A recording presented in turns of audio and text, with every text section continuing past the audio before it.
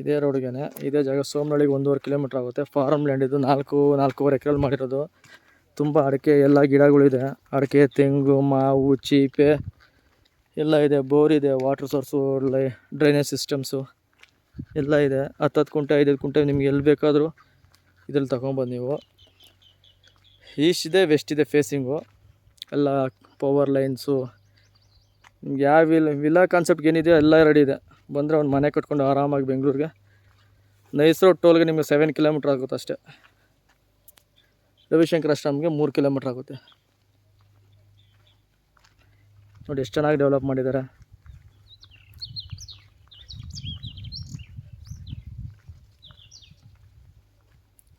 Site ನಂಬರ್ಗಳು ಹಾಕ್ಬಿಟ್ಟಿದ್ದಾರೆ.